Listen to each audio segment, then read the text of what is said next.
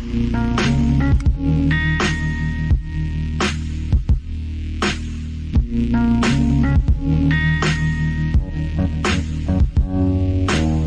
to Doctrine and Devotion, a podcast that explores Christian faith and practice from a Reformed Baptist perspective. My name is Joe Thorne. I'm the lead pastor of Redeemer Fellowship in St. Charles, Illinois. And I'm Jay Fowler, executive pastor at Redeemer Fellowship. You are here. I'm here. I'm so excited for you. I'm excited too. You're back. I'm back. Oh my gosh, you made this whole big trip. We were talking about it. You're going to Texas. Yep. You're going to celebrate your wife's birthday. Yep. Valentine's Day. Going without me, but taking another guy, whatever. And another then, couple, not just a guy. But it was a couple. but a dude was there. And that's what happens when you bring a couple. Yeah, we don't have to bring. You just bring me. I make up. Like I'm not bringing you. One Joe on equals a trip one with couple. Just Michelle and I. That's not? Weird. Yeah, she would be the third wheel. Yeah. No, we're perfect. That looks like we did in New Zealand. Yeah, that was your fault. No. Anyways, you go to Texas. Yep. You have this Austin. whole thing planned out. Gonna be awesome. And then Texas got their butt kicked with some weather. Yeah, it was a mess, man. It was a mess. You were Flights sending me were pictures. Canceled. Yeah, flights were canceled twice on me. Roads were impassable. Oh, it was nuts. I sent you that photo of the interstate. That's crazy. That's what we were trying to do. That was, at first we're like, all right, let's try to get to Dallas. And they're like, oh no. Okay, let's now try to get just into Austin. Yeah. To go to the airport there. Nope. Okay. And then we just finally made it to a hotel. Now here's the thing. So you had to take a plane to DC. Yep. Once you finally got a little window of planes flying, you go to DC. Yep. We're driving. We're like, okay, we're gonna drive. We're gonna try to make it home. Or at least try to get out of Texas. Right. You know, get out of that hole. Get out of there, because I'm like, I'm pretty sure. You know, once we get outside Texas, the roads are going to be, at least they'll be plowed. Maybe some people have some common sense. Right? Yeah. And plow it. And so as I'm driving, I'm like, I'm checking all the flights, because I use an app, flight board. Yeah. So you could see. Anyways, I'm just going through. I'm trying to map out how I'm going to get there. Found these flights to DC. Grabbed it. Saw there was flights from DC. Fly to Chicago. way out of the way just to get a flight back into Chicago. Correct, and it worked. Now, so here's the thing: you didn't take your ride or die, which is fine. Okay. That's hilarious. Yeah. Because wait, what? Because that's all we kept talking about. We're like, ride or die. You might ride or die. We're high fiving. Oh, really? Greg's your ride or die? Well, you just like the couples were just like, ride or die. That's hilarious that you said okay, that. Because we didn't plan that. Okay, I love the fact that we don't plan anything. Yeah, you plan to go places without me, but we don't plan anything for the podcast. Now, here's my question. So, your ride or die, apparently, Greg. What kind of a ride or die is he? Was he the kind of guy that was like in this Christ situation, he had it together and he was like a man about it, like I would be, or was he like a little girl? He was a man. Oh, really? Man. He was all man all the way. All man. Okay. All right. All man. All right, then I'll give props to your ride or die. I'm just saying, if I was going to be stuck somewhere, if it wasn't you, I'm glad it was him. Okay, so he handled it like a boss. Yeah. Okay, good. Yeah. Good. It's really good. Had a great time. You know. All right, fine. Yeah. Listen, I wanted to go. I wished I was invited until I saw the whole mess, and then I was glad I wasn't invited. So, because I don't want to deal with all that. What do you mean? Snow and extra flights and all that stuff. No, it worked out fine. No, I know it worked out. Now listen, maybe I need a new ride or die. No. Listen, since you have a new ride or die, because we had such a I want you to have a good time with your number two. We did have a good time. Yeah, with your number two. With your number two. Best part about the whole thing. Yeah. Was being able to hang out with Michelle and the Earls and of course the professor. I don't understand what that is. Oh, you won't get it. It's an inside joke. You had to be there. Yeah.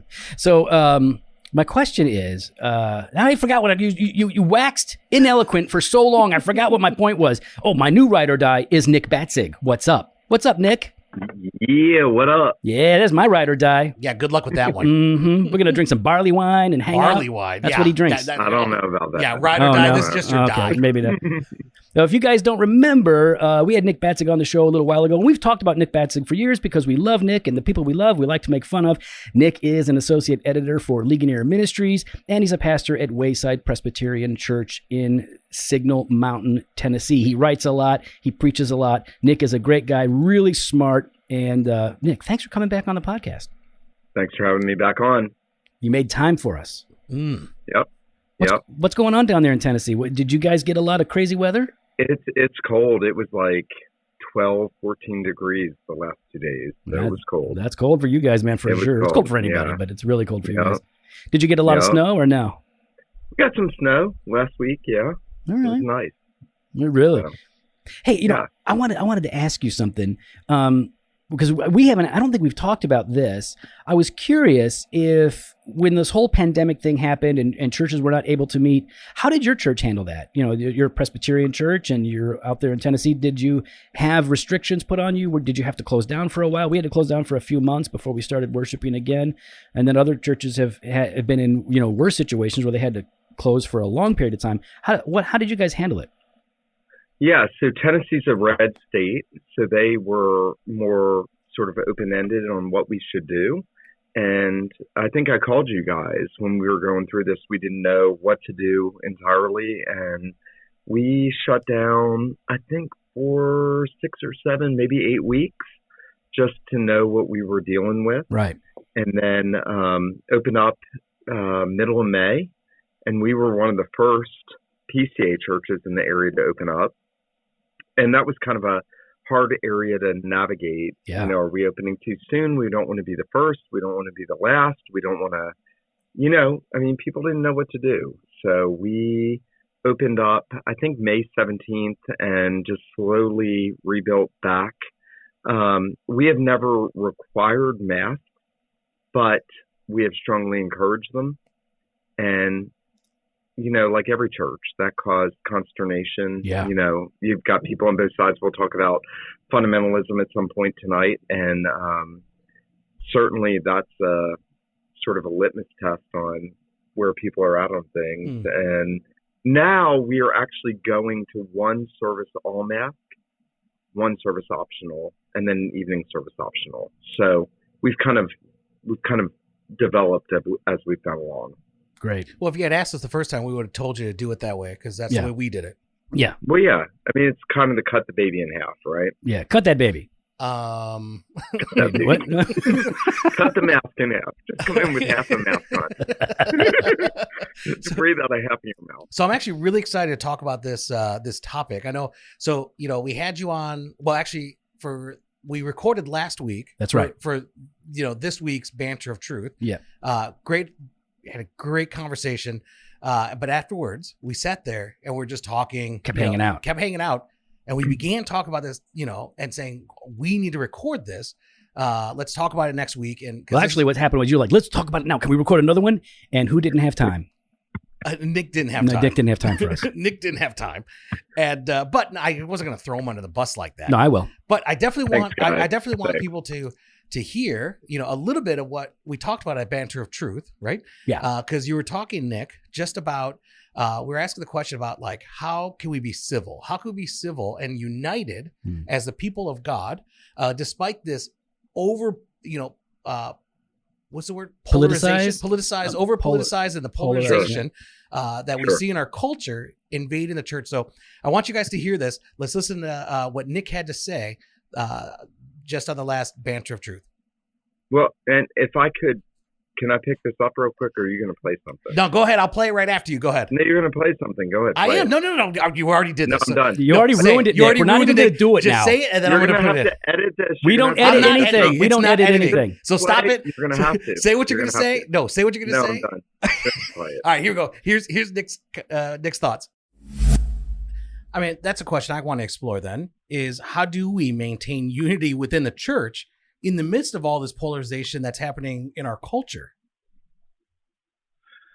Yeah, I mean, I've been meditating on John 17 a lot lately, and that the call to walk in the unity we have in Christ, right, is a very real call.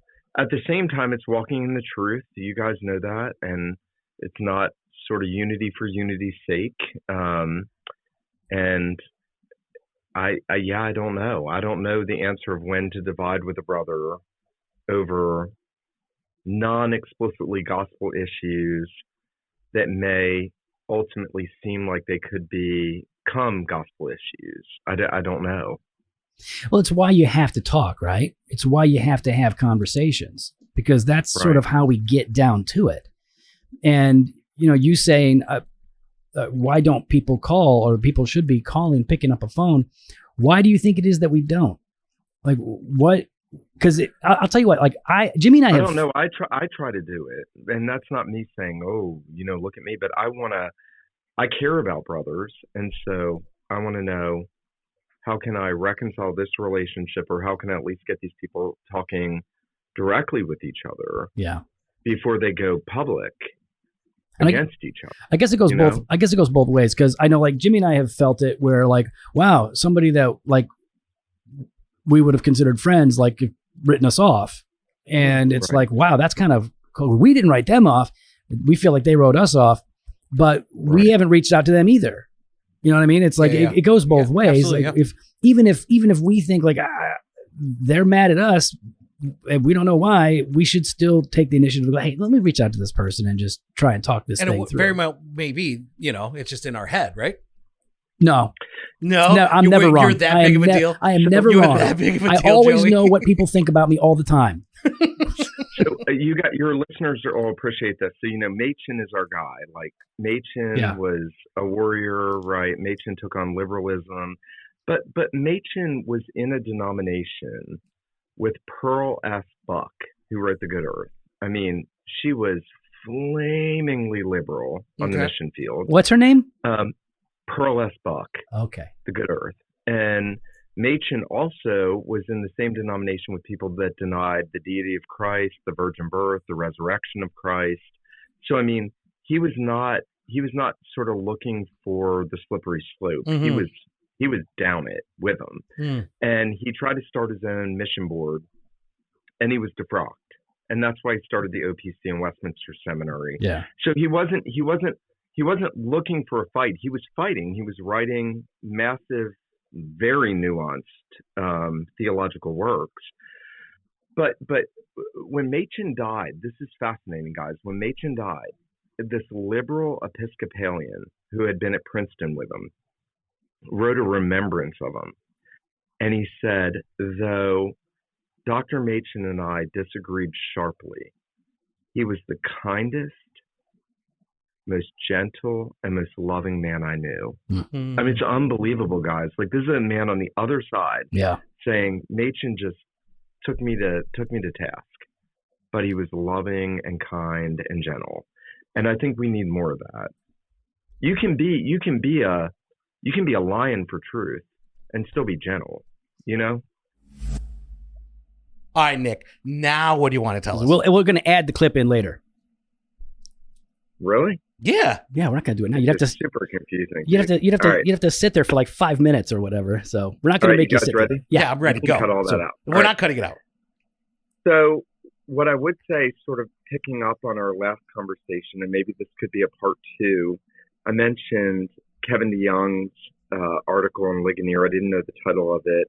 It is called "Where and How Do We Draw the Line?" I think that's a good title. It was a July 2012 Table Talk article Kevin wrote, and he basically goes through there. He uses that old Christian mantra: in essentials unity, in non-essentials liberty, in all things charity. That's a great slogan, right? Right? In essentials unity, in non-essentials liberty, in all things charity. And then Kevin goes on to defend, how do we know what are essentials, non-essentials? How do we discern them? And I just want to encourage your listeners to find that article, Where and How Do We Draw the Line? I think that's super helpful in where we're going, because when we come to talk about the new fundamentalism, or, dual fundamentalism, or however we want to frame it, we're kind of dealing with both orthodoxy and orthopraxy. Right. So orthodoxy, we all want to be fundamentalists in the sense that, right, given J. Gretchen Machen and the fundamentalist modernist controversy, there is a fundamentalism everybody who loves the Bible should want to fall into, right? Yeah. Deity of Christ, virgin birth, inerrancy, inerrancy, substitutionary atonement, resurrection. These are the essentials, right? In essentials, unity. So we should all want to be that. But I find with a lot of our current sort of climate, we've got a bunch of people trading in orthopraxy that has orthodoxy behind it, or doxy behind it. It has teaching, ideology, and yet they want to sort of deal with everybody on the orthopraxy level. Are you with me on this? Would you do this? Would you not do this? Are you saying this way? Does that make sense? Like, those two categories seem pretty helpful to me if you can think about where are we investing our energy. Well, you can see this, like, whether it's, remember that panel discussion that was really awkward, where it was Mohler and Dever and John MacArthur and the other guy at I do remember it. Phil Johnson. Phil Johnson. Yeah. And he was asking about social justice, right? Right. And so, those guys are linked up, golden chain of orthodoxy. All those guys they're friends, and it's really built off, I think, their love for the gospel, their love for good theology. Yeah. But there's clearly a rift there. I mean, those guys aren't invited back to the Shepherd's Conference. Or at least there was. Maybe there's not anymore. Yeah, I would say that, yeah. I don't know. Because I mean, given Jimmy's statement about Mohler, that's what I was going to bring up again. Now, I don't know. Maybe that gap is being bridged. I don't know. Yeah, well, they're not invited to this most recent one, so maybe they'll be invited back to the next one. We'll have to see. Yeah, but it's an emphasis, isn't it? It's a not just what we say we believe, but how are we saying it? When are we saying it? Why are we saying it? Right? There's this, and the spirit in which we're saying it. We talked a little bit about ethos, right? Mm-hmm. Yeah. So why? So here's what I get the feeling that the people that are dividing over orthopraxy when their orthodoxy is solid, I get the feeling that they don't think of it as orthopraxy. I think they think of it as orthodoxy. Right. I think they conflate the two. And I've thought that for a long time, is that we've got to be very clear. And you could do this with the complementarian issue, right? Mm-hmm. So to take it out of the sort of CRT, maybe take it out of the intersectionality to a degree. Mm-hmm. And you talk about the complementarian world. You've got narrow complementarians. You've got broad complementarians. So narrow are going to say, men are called by God to be the head of the family and to lead in the church if they're qualified, right? Mm-hmm. And they maybe are going to have difference of opinion about women and their roles in, the work world, in politics, in law enforcement. Then you've got sort of narrow complementarians who are across the board. Women should never do this, and this. Right. And then when they kind of go at it, it gets into the application. It gets into the very narrow, well, wait a minute, you think it's okay that a woman can do this? And they're not arguing from a general orthodoxy principle. They're getting embroiled in the orthopraxy applications. Does that make sense? Maybe that's not the best articulation, but it seems like a lot of the battles that we've seen on that front are down in the minutia of, well, is it okay for a woman to do this? Does that make sense? Yeah, no, I think it does make sense. And we see that. I'm trying to think. Recently, I saw this clip of, and I want to get your thoughts on this, of Alistair Begg preaching. And, going back then to, I guess, social justice and woke. And, for him, he was talking about, I know Joe has talked about this quite often, that the mission of the church is not to proclaim the social justice movement. It's to proclaim the gospel. Now, the church may work out those things through its members, may be involved in various movements as such, as appropriate. But the church's mission is to focus on the gospel. And so I guess when you're talking about orthodoxy and orthopraxy, I think for some, and I'm not sure Alistair, I'll just say what he said, was the moment you make one of these social justice movements or one of these peripheral things the focus of the church, or the focus from the pulpit, then the gospel itself becomes peripheral, right? And so I think when I agree with your categories, but I think for some of these individuals that are maybe anti-woke, I think their concern is the gospel, or the just is being usurped by culture within the church. Does that make sense? Yeah, it totally makes sense. So I would also want to make a distinction between the church as the visible church on mission. Yep. And what is the mission of the church, right? DeYoung and, was it Gilbert? Yeah. Gilbert and DeYoung. What is the mission of the church? And then what is the mission of individual Christians? So I know I'm kind of moving away from where we've been in this conversation, but the church as the church has a very specific apostolic mission. And that seems very clear to me. I mean, you read the New Testament, the church is an evangelistic society. There's a spirituality to it.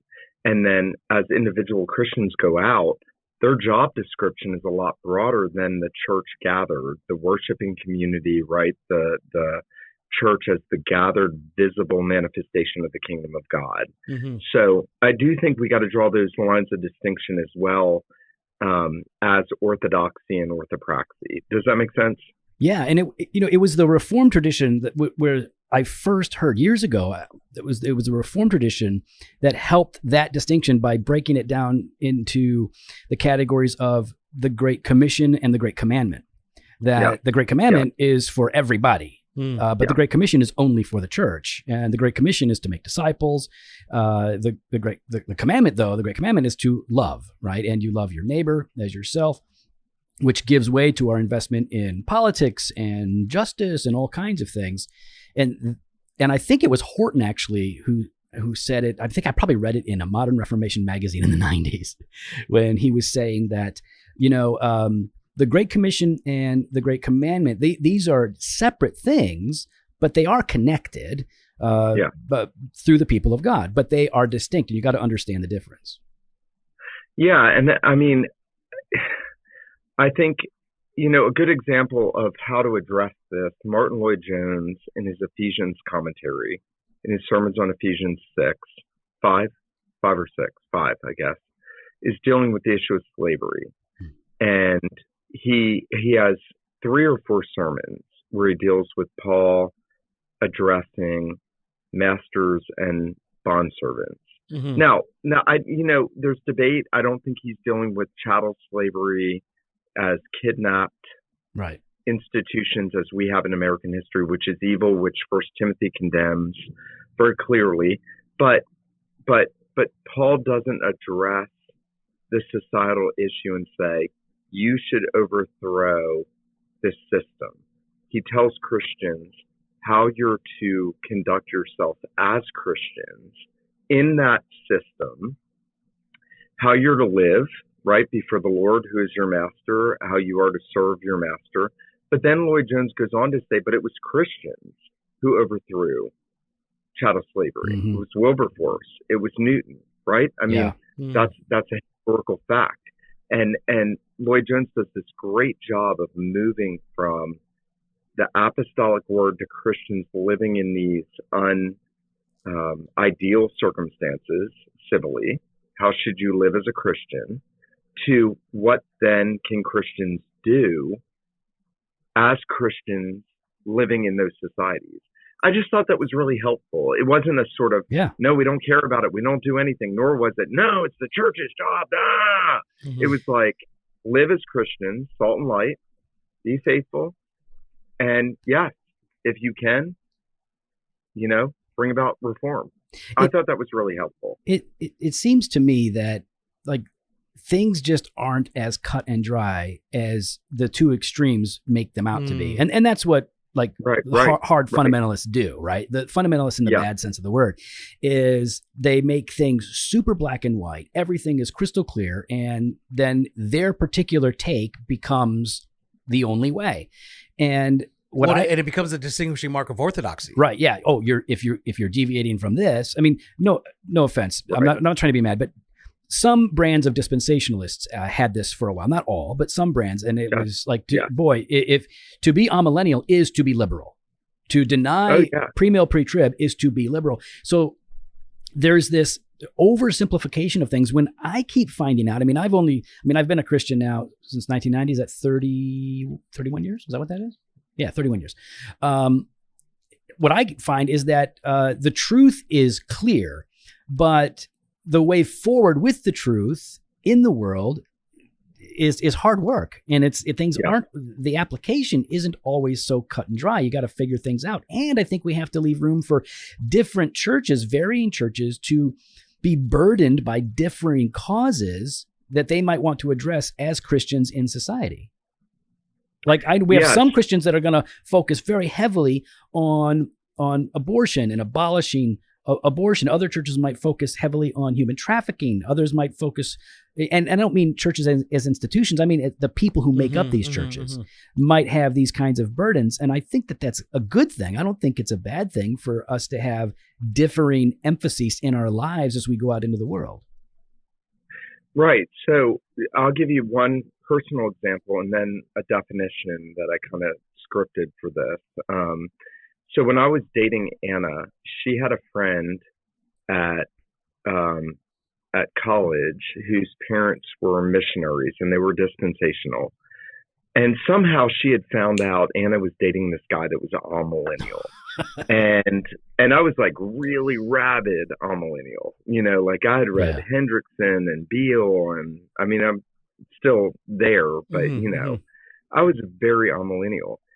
And Anna's friend said to her, "I'm really concerned about you dating Nick because of his eschatology." Wow. And I was like, whoa, I've never dealt with this. Like I had done a lot of drugs. I was coming out of the world. I was like, what is this? You're concerned about like, this. She was fine. She was fine with the she was fine with the ecstasy, not the eschatology. There you go. That's good. She was good with the I can't even say that. She was good with the MDMA, not good with the eschatology. So that was a new experience to me. I was like, wow, people divide over this. And, you know, that's got me thinking, because I didn't grow up in fundamentalist circles. Some of your listeners obviously have. But here's what I kind of drafted. I want you guys to tell me what you think about this. So not talking about fundamentalism as what Machen was, right? Not the fundamentals of Christianity. Yeah. We all should be. But I say a fundamentalist spirit holds a restricted way forward to some position, so that anything that deviates from it is bad and needs to be excoriated and distanced from. Do you agree with that? Yes. A fundamentalist spirit holds a restricted way forward to some position, so that anything that deviates from it is bad and needs to be excoriated.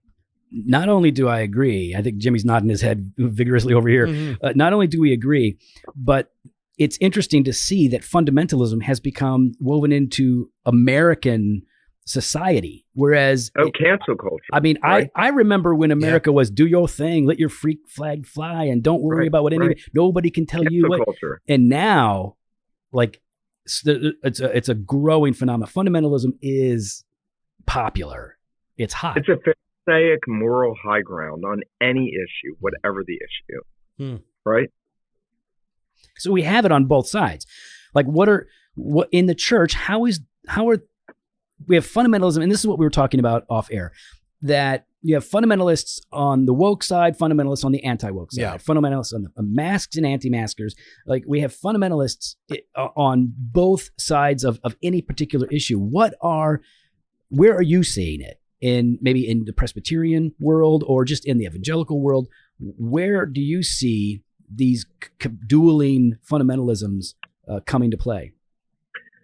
Yeah, I mean, I think you can see it in, I mentioned the complementarian, egalitarian divide, right? There can be a sort of a patriarchalism that's fundamentalist, like, you know, a wife's place is to get in the kitchen and make me a sandwich. And it's like, no. Yeah. Like, yeah, you're the head of your house. Yes. You get to set what you say goes, but that's not servant leadership to your wife. That's not laying down your life for her. That's not one flesh and she's a helpmate, right? I mean, that bothers me on one hand. I think it's a more minor error, but a reactionary error to sort of egalitarianism. But then on the other side, you have this sort of fundamentalism with like, we're nicer than you. Okay, so check this out. Machen, in his book, What is Faith, is battling theological liberalism, right? Yeah. Mm-hmm. He's battling the compassionate, merciful liberals of his day. And this, I think we're seeing this in our day. Mm-hmm. And he's talking about the Pharisee and the publican. You guys are going to love this. Listen to this. He said, no doubt, we think we can avoid the Pharisee's error. God was not for him because he was contemptuous toward the publican. We'll be tender to the publican as Jesus taught us to be, and then God will be for us. Machen said it's no doubt a good idea. It's well that we're tender toward the publican. But what is our attitude toward the Pharisee? Alas, we despise him in a truly Pharisaic manner. Mm. We go up to the temple and pray. We stand and pray thus. God, I thank you that I'm not like other men are, proud of my own righteousness, uncharitable toward publicans, even as this Pharisee. I'm like, guys, that is awesome. Yeah. So the charity, kind of the charity Pharisee fundamentalist is the new fundamentalist today in one part, you know? Yeah, I can see that. That's a good word. We're going to link to all this stuff in the show notes so you guys can find it. So we see it in complementarianism. I mean, Jimmy and I one time, because we do a lot of just talking, Mm-hmm. right? And we shot a video of ourselves at a local cigar shop and just talking about complementarianism. And we were playing with this idea, right? Who's allowed to preach? Because a lot of these hard complementarians were saying, women can't preach to men in any context, especially Sunday morning, because a preacher has authority. And so we were starting to play with, well, if I have a guest preacher in our church, if Nick comes in, Nick doesn't have authority in our church. The word of God has authority, but Nick doesn't have authority over our people. And if we have somebody who's not an elder preaching in our church, he doesn't have authority in the church. Mm-hmm. So if you allow people who don't have authority to preach, they're not preaching with any ecclesiastical authority, then if you're allowing that, then you could consistently have a woman preach. Not that we don't practice that, but we were floating the idea, like you could be consistent and go, we have women preach, but she's under the authority of the elders. And because we were just playing with this idea and just kind of working it out for people, we were labeled like, we have women preach and we're totally, egalitarian. And Mm-hmm. that really wasn't our point at all, because we're not. We are complementarian. We believe in that. We agree with the Danvers statement. But yeah, we got excoriated for that. So I totally get the logic, and I wrote an article for Reformation 21 years ago called "When Gender is Everything." I think that was the title, "When Gender is Everything."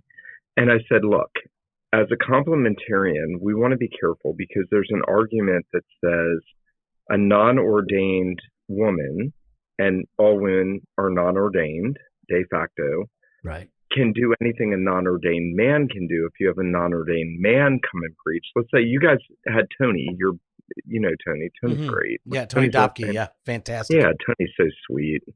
He's wonderful. So, but Tony was your intern or whatever. You're going to have him preach. That's understandable. He's not ordained. Why can't Susie preach? Mm-hmm. And what I said in the article was, look, when you make preaching, men can preach, women can't, you've lost the point of the Bible. The Bible says God has given a subset of men who are called and qualified, that he has gifted and qualified, right? 1 Timothy 3. Right. He's given to them to fill the office that is his office, that is one of the offices of Christ, to minister the word. Now, Tony may not fill that office, but he's pursuing it. The session is approving that, i.e. they say, okay, Tony can exhort or preach or whatever. Right. But we're not saying men can preach, women can't. We're saying God has only called, qualified, and set apart certain men to do this. And yeah, there's exceptions. In the Baptist world, I had a friend say this to me once. Presbyterians love the rule, Baptists love the exception. And it's true. Baptists are like, well, what about if my Uncle Tom dunked me in a pool? And I'm like, I don't know. I don't even know your Uncle Tom. Where was this pool? Who was there? You know? Right. And Presbyterians are like, no, if he wasn't ordained and a Westminster Seminary grad, your baptism's not lawful. It's like, you know, these stark distinctions. And I want to say there are rules biblically and there are exceptions. So an intern, a sort of guest minister would be an exception. But the rule is only qualified, gifted, called men, right? I think that's good. So, I mean, one of the things that we do at Redeemer when we have our orientation, which is like a 4-hour class on what we're all about, we cover a lot of things. We cover the basics of Reformed theology. We cover the very basics. We also cover complementarianism. And we're very clear, very careful to say, we don't believe that, and we say it just like you said it, we don't believe men can be pastors and women can't be pastors. We believe called, qualified men who are affirmed by the congregation can be pastors, and only they can be pastors. And this is why, and then we give the biblical evidence. It's not simply male versus female. Yeah. Right. Yeah. We're against women doing anything and we're for men doing everything. That's a sort of perversion, right? Right. Yeah. So Nick, but it's hard. I get it. It's difficult. I mean, I do get that it's difficult because once you allow for exceptions like an intern or a visiting minister or whatever, yeah, you still have the authority of the body of elders, the session, whatever you want to call it. You still have that at work, but you still have the guiding principles of the Bible, right? Mm. And it's confusing. I mean, it does confuse the issue if you have women preach in a church when you are saying only qualified, called men can serve as pastors. Totally. It does become confusing to the congregation. Well, if you allow this person to preach, why couldn't they be an elder? Yeah, right. Totally. Yeah. So Nick, you mentioned complementarianism. Where else do you see this dual fundamentalism cropping up within the church? I mean, I think it's everywhere, and you guys probably agree with this. You see it in the sort of the new push for wokeness, CRT. I mean, if you're not for reparations, then you're not with us. I mean, I have friends that have confided in me the struggle they have, where they feel like they're not totally where Vody is. And we talked about Vody a little bit. I love Vody. You know, I'm probably more with him than I'm not. But then they're not fully where some of the radical woke people are. And they've tweeted stuff like, I guess I'm not woke enough because they've been excoriated, right? I want to just say that definition again. A fundamentalist spirit holds a restricted way forward to some position so that anything that deviates from it is bad and needs to be excoriated and distanced from. So it's just like, right, here's a great analogy. Okay. One of my buddies, one of my good friends said this. He said, if you're vegetarian, the vegans are like, nope, you're not vegan enough. You know? No, I mean, it really is a good, and he actually happens to be a vegetarian. If you're a vegan, vegetarian's not good enough. He said, how strict, they want to ask these questions. How strict a vegan are you? Do you partake of honey? If not, are you really vegan enough? My daughter will not eat honey because she's vegan, for real. She's pure. Well, she might as well be eating steak then, dude. No, she doesn't eat no honey, no meat, no animal products, no milk, none of that stuff. But thankfully, she's not angry about it. We eat meat all the time. We in front of her, she's eating or whatever, and we're eating steak, and she's cool about it. Yeah, and my buddy's that way too. But it's a good point. Yeah, you see it in the food. You see it in the food movement. It can be in the woke movement. You're not as woke as I am. You could see it in the confessional movement, can't you? On the extreme other side. Sure. You have exceptions to the standards. I mean, I went to a seminary that was strict subscription. You can never have any exceptions. Joe, I sat with you years ago. I'll put this out there. I sat with you at the DG conference, Pastors Conference in 2014 in Minneapolis, and we were talking about the age of the earth. Right. Do you remember that? Yeah. And I don't know where you are now. But then you said, I think it's really old. Yeah. Now, I don't care. I mean, honestly, me neither, for the record. I'm a young Earth creationist. Aw. Based on, don't feel sorry for me. I mean, that's all. That's so cute. Cute and probably true. All right. So, but I remember leaving there being like, man, I didn't know that about Joe. I love Joe. Like, I don't care. Like, the Bible doesn't define the age of the earth. Right. And there could be huge gaps, right? Mm-hmm. In the Genesis narrative. Just Warfield had a gap theory. Right. Like you can reconcile stuff. I mean, I overlook all of the gaps in your theology, and it doesn't bother me. My point is, that's not a dividing point for me with the brother. Right. Where for many confessionally reformed guys, that's like it. Like, you're not teaching here. We're not talking to you. You're liberal.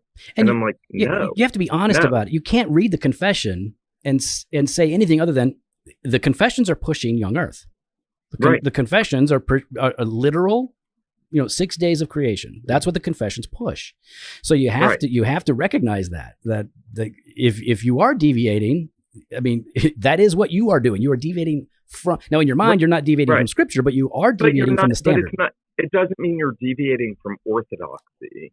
Right. And my point is, in the conversation of fundamentalism, fundamentalism says, if you're not 6 ordinary day, we can't have you here. We can't do this together. Yeah. That's crazy. Would you make room? Right? Would you make room for Jimmy's theistic evolution position that he holds? Probably not. No, Jimmy is totally a heretic. Aww. Jimmy's actually. I think Jimmy's. Are you a young earther? Aren't you, Jimmy?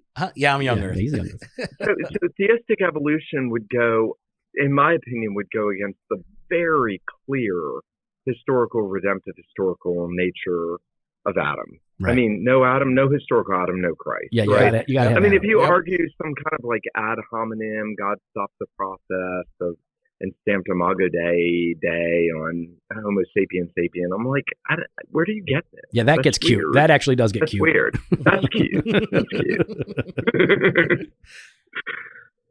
So how are you navigating the whole, because you were recently preaching at one of those hardcore new fundamentalist conferences about anti-wokeness, and I'm just kidding. How do you navigate these issues of race and oppression, police brutality and abuse versus, the commendability of good policing and police officers? Let me tell you this, because for years I was anti-police because they used to arrest me and I didn't like them for that. But I carried that with me for years. I did not like the police for a long, long time, and it took me a while to figure out that a lot of this is my problem. And you also deserved everything you got. Not always. Not always. Name one time you didn't. When I would be driving through town as a teenager and the cops would pull me over for no cause, have me empty my pockets on the hood, and they would search my car. Tell me about how hard it is with you and cops. Well, that's how it was. Oh my gosh. Yeah. Anyways. When was the last time they pulled you over for no reason and had you empty your pockets and search your car? 6 months Thursday. ago. 6 months ago. But here's the thing. I started to meet cops. What? Ever since I got the new car, they leave me alone. They leave you alone now. Jimmy's driving this Bugatti. That's not a Bugatti. Oh, what is it? Doesn't matter. Okay. So, you guys must be rolling in the dough. Yeah, that's church life. So, but here's the thing. We went to the MacArthur School of Money. I went to. I'm not touching that. That's a joke, y'all. I want to talk about that. We're gonna talk about that. We're gonna do a whole episode on that. You know what? I think my view is different than Joe's on that one. Only slightly. So you rich guys got to stick together. Anyways, so I do believe that there is a problem of police brutality, and I think it's I think it's more a sizable percentage than a lot of pro cops will admit. I'm going to ballpark it at 20-30% of the cops probably need to be taken off the force, but I do think the majority are really good cops. And so just this way, when we're recording this, and it depends on what area you are, right? Like, and because you talk about New York back in the day or Chicago back in the day. That 20-30% is probably a bit higher. A bit higher, yeah. So but one of the things that helped me is just actually getting to know cops. And So as of when we're recording this, last Sunday, one of our church people died unexpectedly. It was a very big shock. Before church, he had a heart attack and passed away. So I go to the house and after service, and this man is still in the house. He's in the living room, and the funeral guys are there, and the sheriff deputies are there. And so I go in and I greet the family, and we're hugging, we're praying, we're talking. And one of the big, bald sheriff guys starts walking towards me. And then he opens up his arms and comes really close and starts to hug me. And I don't know what's going on. And Joe is not a hugger. Yeah, I don't initiate. I'll reciprocate, but I don't initiate. So he starts to hug me. And at that very moment, I realized I didn't recognize him with the mask on. It's my friend Andy, who's a sheriff's deputy. And I mean, we see each other every once in a while. We went to school together. He gives me a big hug. He grabs my hand and stands next to me and holds my hand as this is all going down. That's sweet. And then he checked in on me later in the day. And I know him to be a good and righteous man. And so I know our experiences do taint how we look at things, and we've got to sort of take a step back from it. But, you know, you've got to allow for people to sort of figure out the truth of the situation and not just pick a side and run with it hardcore as if, I've got, this is my team and it's the thin blue line and it's nothing else, or it's, you know, defund the police altogether. There's a lot of nuance in there, and there's a lot of learning that we have to do. Yeah. I mean, you know, John the Baptist, when the Roman soldiers come to him, they say, what should we do? And he says, don't intimidate anybody and be content with your wages. I think that's Luke 3. I've always thought that's a telling passage because it says that there's a proclivity for quote unquote law enforcement, whatever, you know, national, local, whatever, to abuse authority, to intimidate, and to not be content with their wages, right? I mean, that's what it says. That doesn't mean everybody in law enforcement. One of my best friends in the world in the church I'm in here is a SWAT officer. And he is just, I mean, this guy's awesome, like on every level. And so I do think you've got to take every person on their own. Right. I think also the issues with, and maybe we're kind of moving out of the fundamentalist conversation to court of public opinion conversation. From Michael Brown or maybe Zimmerman and Trayvon Martin on, we have been thrust into this, you know, jump on the court of public opinion. One of my best friends, you know him, Joe, Stephen Birch, he often says, court of public opinion is a really bad court in which to be tried. Yeah. He always says that. Court of public opinion is a bad court. Do you want to be tried in the court of public opinion? And I'm like, nope. Do you? No. Like, if you get in the fray of what people think, so God has appointed two courts, civil and ecclesiastical. That's it. Like under heaven, we have two courts, civil courts, ecclesiastical courts. They can err, but God has appointed them to sort of discern in those two spheres what is right, right? So we have to wait. I remember Obama coming out after Trayvon, and everybody was outraged. And this is like etched in my brain. I remember Obama saying, we've got to let the courts do their work. I mean, that was like sort of a good lawyer speaking. Do you know what I'm saying? Yeah. Like, we got it, guys. We got to let this play out. Let the courts do their work. And I feel like we've got to get back there and less of the public outrage, court of public opinion. And that breeds that fundamentalist outrage, that cancel culture, that if you don't agree with us on, like everybody's so angry. And it's like, guys, you don't even have all the facts. All I'm taking away from that is that you voted for Obama. So, Nick, I didn't say that. When we're talking about this, what we'd like to know is just give us those references again. give us that article, give us that Machen book, not Christianity and Liberalism, but the other one, and anything else that you think would be helpful, and we'll wrap it up with your recommendations. Yeah, so Kevin DeYoung's article I mentioned in our last call together, it's called When and How Do We Draw the Line? I think this is excellent, guys. Kevin's great anyway, but July 2012 Ligonier, When and How Do We Draw the Line? He kind of distinguishes between, fundamentals and secondary, tertiary issues. And the heart of fundamentalism, right, in part is making tertiary doctrines primary doctrines and saying, I can't be with these people. Right. These people are wrong. I'm going to separate from them. Or non-biblical doctrines, right? So I want to recommend that. And then Machen, let me see if I can find this, in his book, What is Faith? Machen has a quote, and I'll try to tell you exactly where that is. It is on, hang on, sorry. Let's see. On the Pharisee and the Publican. I love that quote. Well, they can find it. We want them to read the book. And so, well, it's what is faith? And then I've got it here. Machen, What is Faith? And it is. This is a great pod, Nick. I'm sorry, you're gonna have to clean this up. I ain't cleaning it. they should just read the entire book.